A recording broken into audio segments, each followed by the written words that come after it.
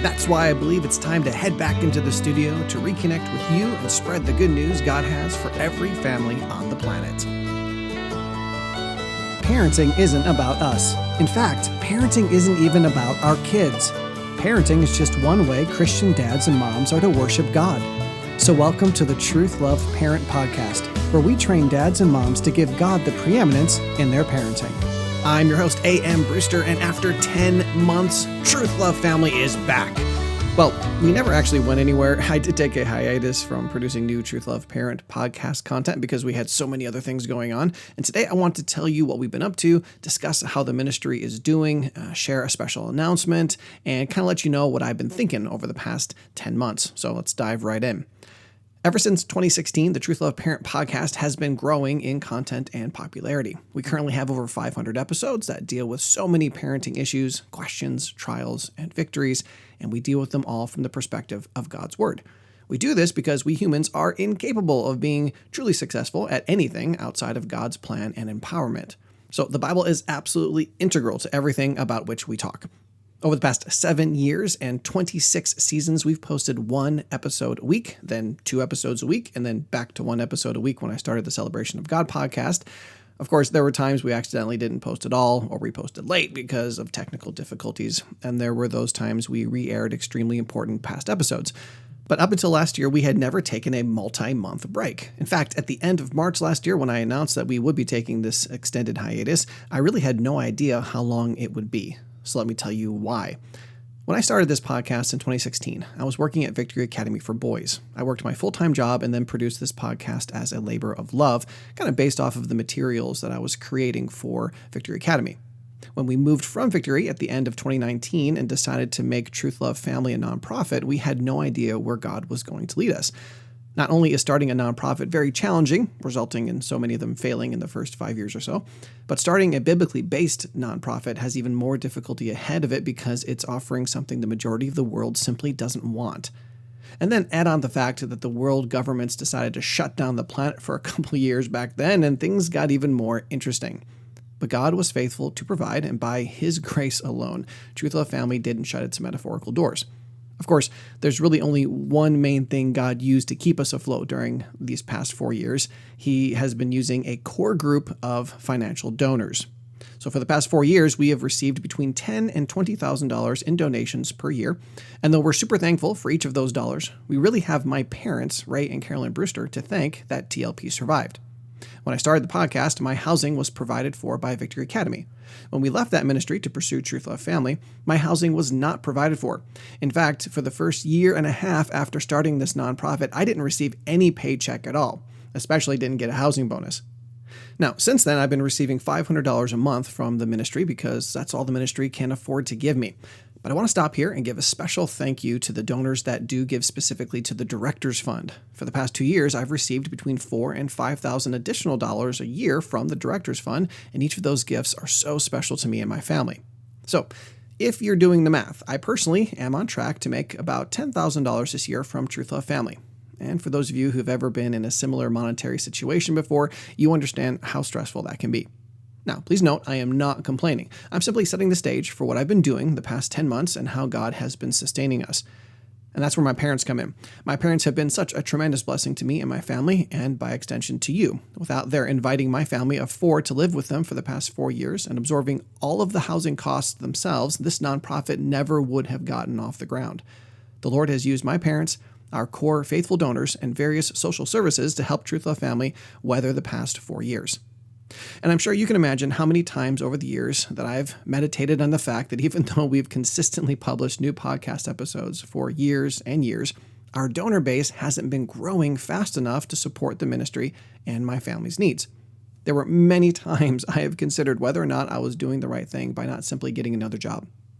So I decided to try something a little bit different last year. I started door dashing in January. I split my time between delivering food here in Brevard and working on Truth.Love.Parent.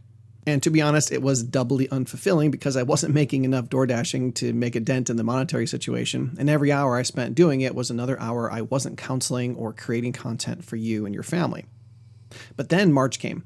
As I looked at the various speaking opportunities I had last year, I needed to stop door dashing so I could prepare for all those conferences. In addition to being on Iron Sharpens Iron Radio every month, as well as Theology Throwdown and Apologetics Live from Striving for Eternity Ministries, I was blessed to speak about a family united in God at Grace Christian School in Bennington, Vermont, and Berean Reformed Baptist Church in Osceola, Indiana. And then I spoke at Bible Baptist Church in Howell, Michigan about the biblical parenting essentials. I also did a workshop at the Association of Certified Biblical Counselors annual conference near Los Angeles in California. In addition to that, I also presented the ministry at various churches across Indiana and Michigan. And I had the joy of also doing a 12-week seminar for Eyes on You ministry where we discussed how God would have us suffer well in our afflictions. So with all of that travel, I knew it would be hard to put out new episodes every week. But there were two other significant projects we were working on, the first of which was putting the finishing touches on my book. I know some of you have been waiting for that for a long time, so I dug in and I made it happen. At this point, the manuscript has been submitted in its entirety to the editor, and we're eagerly anticipating having the book published here very soon. Stay tuned for more information about that as I get updated timelines from them.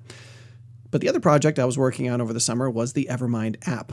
The Evermind app is a place to find all of our online courses and a growing library of resources from Truth.Love.Family, Faith Tree Biblical Counseling and Discipleship, and the year-long celebration of God. All right, so October finally came. I was done traveling, I finished my short writing retreat to knock out the last chapter, and I considered the possibility of starting the podcast back up. Yet, despite all of these amazing ministerial opportunities from the year, the financial stresses on me and my family continued compounding as we fought to keep our heads above water. The final straw was a significant medical bill for my daughter, and I knew something just had to change.